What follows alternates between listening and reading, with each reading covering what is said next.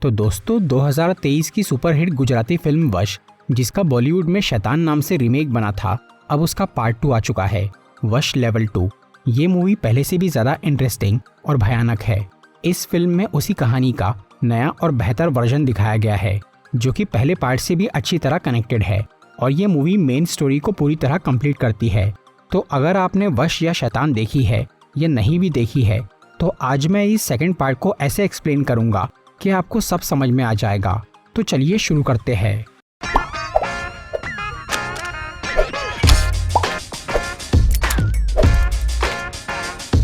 वश और शैतान मूवी की स्टोरी 90% सेम है, बस दोनों की एंडिंग में ही थोड़ा फर्क है। तो वश पार्ट 1 की कहानी ये थी कि अहमदाबाद शहर की एक छोटी सी फैमिली, जिसमें हस्बैंड वाइफ और 2 बहन भाई थे, वो चारों एक दिन घूमने के लिए निकलते हैं और शहर से दूर अपने फार्म हाउस पे जाते हैं। लेकिन वहां पहुंचने से पहले ही रास्ते की एक होटल में उन्हें प्रताप नाम का एक अनजान आदमी मिलता है, जो कि उनसे दोस्ती कर लेता है और इस परिवार की बेटी आर्या को अपने पास का कुछ खिला देता है, जिससे वो प्रताप की हर बात मानने लगती है। वो आदमी असल में एक काला जादूगर था और उसने आर्या पे वशीकरण यानी हिप्नोटिज्म कर दिया था। फिर प्रताप उन लोगों के फार्म हाउस पे भी पहुंच जाता है और वहां आर्या को अपने इशारों पे नचाकर पूरी फैमिली का जीना हराम कर देता है। प्रताप ये चाहता था कि आर्या के माँ बाप उसे उसके हवाले कर दे।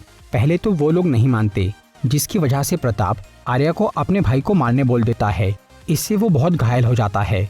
तब उस बच्चे को हॉस्पिटल ले जाने के लिए वो लोग आर्या को प्रताप को दे देते हैं, जिसे लेकर वो अपने घर चला जाता है। लेकिन आर्या के पिता अथर्व ने अब तक हार नहीं मानी थी। वो अपनी बीवी और बेटे को हॉस्पिटल जाने बोलता है और खुद प्रताप का पीछा करके उसके घर पहुंचता है, जहां प्रताप ने और भी लड़कियों को गुलाम बना के रखा था। वहां अथर्व उन लड़कियों का सामना करता है और फिर आर्या के कान में कैंची डालकर उसे बहरा कर देता है, ताकि वो प्रताप की बात ना माने।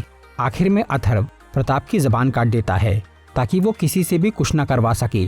फिर वो प्रताप को अपने फार्म हाउस में कैद कर देता है और उसे एक कमरे में बंद करके भूखा प्यासा तड़पाता है। दूसरी तरफ अथर्व की बीवी और बेटा हॉस्पिटल जाते वक्त कार एक्सीडेंट में मारे गए थे और आर्या अब तक प्रताप के वशीकरण में ही थी। वो एबनॉर्मल हो गई थी और बस एक ही जगह बैठ के हंसती रहती थी। ये तो थी वश मूवी की स्टोरी, लेकिन शैतान फिल्म की एंडिंग थोड़ी अलग है। उसमें विलन लड़कियों को सिर्फ गुलाम नहीं बनाना चाहता था, बल्कि वो उनकी बलि चढ़ाकर पूरी दुनिया पे वशीकरण करके राज करना चाहता था। इसके अलावा उस परिवार की बीवी और बेटा मरे नहीं थे और वो लड़की भी वशीकरण से बाहर आ गई थी। लेकिन विलेन का हाल तो सेम ही होता है, उसकी भी जबान कट गई थी और वो भी कैद हो गया था। ये तो थी पार्ट 1 की स्टोरी। अब बात करते हैं वश लेवल 2 की। इसकी कहानी पिछली मूवी के 12 साल बाद की है। अथर्व अब तक अपने उसी फार्म हाउस पे रह रहा था, जहां उसने प्रताप को बंदी बना के रखा था और आर्या भी अभी तक वैसी ही एबनॉर्मल थी। दूसरी तरफ अहमदाबाद शहर की एक गर्ल्स स्कूल में एक दिन एक अनजान आदमी आता है और वो स्कूल के खाने पे मंत्र फूंक के सभी लड़कियों पे वशीकरण कर देता है, जिससे वो सब उसकी बात मानने लगती है। फिर वो उनमें से 10 लड़कियों को स्कूल के टेरेस पे भेज देता है, जिसमें से एक नीचे कूद के मर जाती है। तब स्कूल की टीचर्स की उन पे नजर पड़ती है, जो कि वहां जाके उन 9 लड़कियों को नीचे उतरने बोलती है। लेकिन वो किसी की बात नहीं सुनती और कहती है कि अंकल ने यानी उस अनजान आदमी ने उन्हें 3 बजे बिल्डिंग से नीचे कूदने कहा है। लेकिन उससे पहले भी कोई उन्हें बचाने जाता है तो 2 लड़कियां नीचे कूद जाती है और बाकी सब भी 3 बजे कूद के मर जाती है। ये न्यूज़ तुरंत ही पूरे शहर में फैल जाती है और उस स्कूल में पुलिस, न्यूज़ रिपोर्टर और बच्चों के पेरेंट्स आ जाते हैं। इस दौरान स्कूल की बाकी लड़कियां एकदम शांत हो गई थी और किसी से भी बात नहीं कर रही थी। फिर उनमें से एक लड़की पुलिस इंस्पेक्टर को बोलती है कि उन्हें जल्द ही प्रताप अंकल को ढूंढना होगा, नहीं तो शहर की हालत खराब हो जाएगी। और तब 40-50 लड़कियां सभी टीचर, पुलिस, रिपोर्टर और पेरेंट्स को ढकेल के पीट के स्कूल से बाहर निकल जाती है और शहर में हर जगह तबाही मचाने लगती है। रास्ते के लोगों से लेकर घरों में घुसकर सबको मारती है और पेट्रोल पंप में भी धमाका कर देती है। वो लड़कियां किसी के भी कंट्रोल में नहीं आ रही थी, क्योंकि उन पे बहुत पावरफुल हिप्नोटिज्म किया गया था, जिससे ना वो थक रही थी और ना ही रुक रही थी। इस सब के दौरान वो अनजान आदमी स्कूल में ही छुप के बैठा था। उधर न्यूज़ चैनल्स के जरिए ये खबर अथर्व तक पहुंच जाती है, जो कि उन लड़कियों का व्यवहार देखकर तुरंत ये समझ जाता है कि उन पे काला जादू यानी वशीकरण हुआ है। इसीलिए वो प्रताप के पास जाता है और उससे पूछता है कि वो काली विद्या और कितने लोगों को आती है और क्या वो अपने जैसे वशीकरण करने वाले किसी को जानता है? तो इस पे प्रताप मुस्कुरा देता है। मतलब वो जादूगर जिसने उन लड़कियों को वश में किया था वो प्रताप की पहचान का था। इसके बाद अथर्व को न्यूज से ये पता चलता है कि वो अनजान आदमी प्रताप की मांग कर रहा है और जब तक उसे वो नहीं मिलेगा तब तक वो उस स्कूल की लड़कियों से तमाशा करवाता रहेगा। अथर्व ये समझ गया था कि वो दूसरा आदमी भी प्रताप की तरह ही जालिम राक्षस है और वो अपना आतंक रोकेगा नहीं, लेकिन अगर उसने प्रताप को उसके हवाले कर दिया तो वो दोनों मिलकर और भी ज्यादा दहशत फैला सकते हैं। इसीलिए अथर्व उस अनजान आदमी को रोकने का एक प्लान बनाता है। वो पहले इलेक्ट्रॉनिक्स की दुकान से कुछ सामान खरीद के अपने घर ले जाता है और फिर प्रताप के हाथ और मुंह को चेन से बांध देता है। इसके बाद वो शाम के वक्त अहमदाबाद की तरफ निकल जाता है और उस स्कूल में पहुंचता है। वहां अंदर एक लड़की पुलिस इंस्पेक्टर को बोलती है कि अगर उन्होंने 5 मिनट में प्रताप को नहीं ढूंढा तो वो सब लड़कियां कोई भयानक कांड कर देंगी। तभी उस जगह पे अथर्व आ जाता है और सबको बताता है कि प्रताप उसके पास है।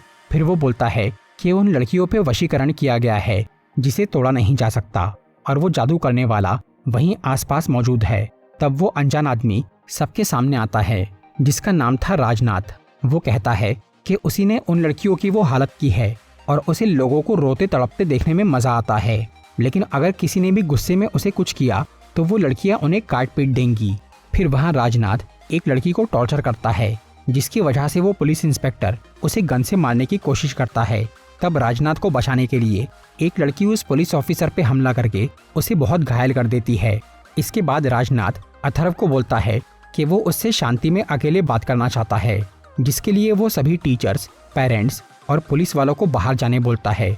पर जब वो उसकी बात नहीं सुनते तो वो एक लड़की को बंदूक देकर उससे कुछ लोगों को मरवा देता है, जिससे डरकर सब लोग बाहर चले जाते हैं। तब राजनाथ अथर्व को बताता है कि वो असल में प्रताप का छोटा भाई और शिष्य है, मतलब उसने अपने भाई से ही काला जादू सीखा था।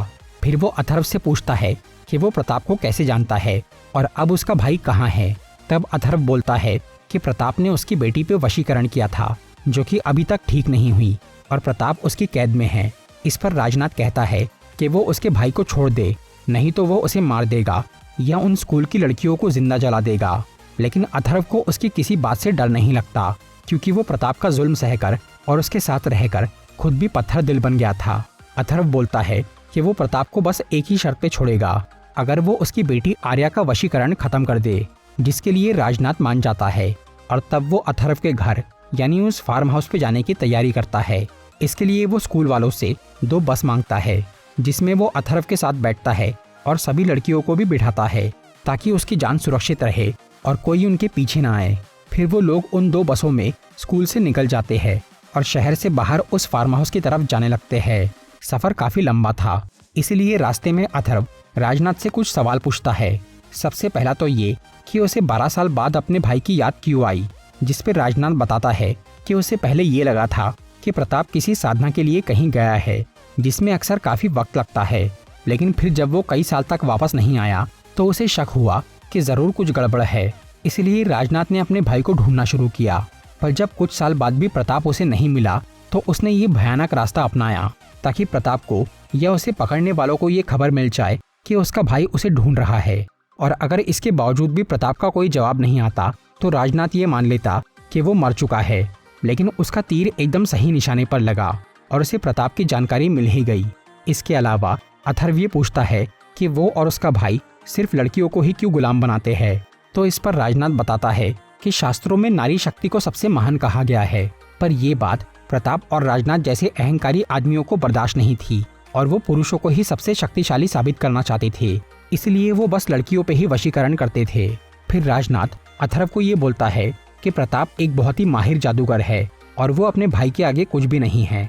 राजनाथ का वशीकरण उसके आसपास रहने से ही काम करता है और जो लड़की उससे कुछ घंटे दूर रहती है वो उसकी बात नहीं मानती। लेकिन प्रताप का जादू बहुत शक्तिशाली था, वो आसानी से उतरता नहीं था जैसा कि आर्या के साथ हुआ था। पर अथर्व ने प्रताप जैसे खतरनाक आदमी को अपने काबू में कर लिया था। इस बात से राजनाथ बहुत हैरान था। फिर वो सब लोग उस फार्म हाउस में पहुंच जाते हैं जहां राजनाथ आधी लड़कियों को घर के बाहर पहरा देने के लिए खड़ा रखता है और बाकी लड़कियों को अपने साथ अंदर ले जाता है। वहां अथर्व उसे आर्या से मिलवाकर उसे ठीक करने बोलता है, लेकिन राजनाथ पहले अपने भाई को देखना चाहता था, इसलिए अथर्व उसे प्रताप के पास लेकर जाता है जो कि बेड़ियों में जकड़ा हुआ था और उसके मुंह में भी चेन थी। इसकी वजह से राजनाथ को ये पता नहीं चल पाता कि उसकी जबान कट चुकी है। वो बस प्रताप को जिंदा देखकर आर्या को ठीक करने के लिए तैयार हो जाता है। तब अथर्व अपनी बेटी को प्रताप के सामने लाता है। राजनाथ को ये तो नहीं मालूम था कि उसके भाई ने कौन से मंत्र से आर्या को वश में किया है, लेकिन उसे बस इतना पता था कि प्रताप ने अपने वशीकरण को टिकाए रखने के लिए उस परिवार को कर्म के बंधन में फंसाया है। मतलब उसने आर्या या उसके घर वालों पे कोई एहसान किया है या उन्हें उधार दिया है। तब अथर्व को याद आता है कि प्रताप ने अपनी पहली मुलाकात में उसे चाय पिलाई थी, जिसके पैसे उसने दिए थे। तो उसी चाय के एहसान या उधारी ने आज तक आर्या को प्रताप के बंधन में कैद रखा था। इसलिए राजनाथ अथर्व को वो पैसे अपने भाई को लौटाने बोलता है। तब अथर्व प्रताप को उठाकर उसे 10 रुपए दे देता है और फिर अपनी बेटी को झंझोड़ के होश में लाता है, जो कि अब 12 साल बाद उस वशीकरण से आज़ाद होती है, जिसकी वजह से वो बहुत रोती है और प्रताप पे गुस्सा भी करती है। इसके अलावा आर्या को अब कुछ सुनाई नहीं दे रहा था, जिससे वो काफ़ी हैरान थी। उसे ये याद नहीं था कि अथर्व ने उसे बचाने के लिए बहरा कर दिया था। उधर राजनाथ अपने भाई की जंजीरों को खोलता है। तब प्रताप उसे इशारे से बताता है कि अथर्व ने उसकी जबान काट दी है। ये जानकर राजनाथ को बहुत गुस्सा आता है, क्योंकि वो प्यार की खातिर अपने भाई को बचाने नहीं आया था, बल्कि उसे तो प्रताप से एक आखिरी गुरु मंत्र सीखना बाकी था, जो कि बोल के ही सिखाया जा सकता था। और अब बिना जबान के प्रताप उसके लिए कोई काम का नहीं था। इसलिए राजनाथ को लगता है कि उसकी सालों की तलाश बेकार हो गई, जिसकी वजह से वो अब अथर्व और उसकी बेटी को मारने लगता है और आर्या को वहां से ले जाने की कोशिश करता है, ताकि अब वो अपने खतरनाक मंत्रों की टेस्टिंग उस पर कर सके। लेकिन तभी अथर्व अपने कान में ईयर प्रोटेक्टर पहनता है और अपनी स्मार्ट वॉच से घर के ब्लूटूथ स्पीकर्स में एक हाई फ्रीक्वेंसी साउंड प्ले करता है, जिससे राजनाथ और सभी स्कूल की लड़कियां बहुत तड़प जाती है। असल में अथर्व ने वो स्कूल में जाने से पहले ही अपने घर के अंदर और बाहर हर जगह बड़े स्पीकर्स लगा दिए थे, क्योंकि उसी से वशीकरण करने वाले और वशीकृत होने वाले को रोका जा सकता था। फिर अथर्व राजनाथ को बेहोश करके उसे उसके भाई के कमरे में बंद कर देता है और उसकी जबान भी काट देता है। फिर अगले दिन की सुबह तक वो सभी लड़कियां वशीकरण से बाहर आ जाती है। तब अथर्व उस स्कूल की प्रिंसिपल और वो पुलिस इंस्पेक्टर को अपने घर बुलाता है और वो उन लड़कियों को उनके हवाले कर देता है। पुलिस वाले अब राजनाथ को गिरफ्तार करना चाह रहे थे, पर अथर्व उन्हें बोलता है कि कानून उन दोनों राक्षस भाइयों को वैसी सजा नहीं दे पाएगा जैसी वो खुद दे सकता है, क्योंकि उसने और उसकी बेटी ने जो दर्द झेला है वो किसी भी लड़की या उसके माँ बाप को नहीं मिला है। अथर्व प्रताप और राजनाथ को मारना नहीं चाहता था, बल्कि उन्हें जिंदगी भर हर रोज तड़पाना चाहता था, क्योंकि वो उसी के लायक थे। इस बात के लिए वो इंस्पेक्टर भी मान जाता है। फिर वो सब लोग वहाँ से चले जाते हैं। आर्या अब नॉर्मल होने लगी थी और अपने हाथ से ही खाना पानी ले रही थी। भले ही वो बहरी हो चुकी थी, लेकिन फिर भी होश में थी और सभी काम कर सकती थी, जिसे देखकर अथर्व काफी समय बाद खुश होता है। तो दोस्तों, ये थी वश 2 मूवी की एक्सप्लेनेशन। अगर आपको ये वीडियो अच्छी लगी हो तो इसे लाइक और शेयर ज़रूर करिए, और ऐसी ही इंटरेस्टिंग वीडियोस देखने के लिए सब्सक्राइब कीजिए हमारा चैनल और इस बेल आइकन को दबाइए, ताकि आपको हमारी वीडियोस सही टाइम पर मिल सके।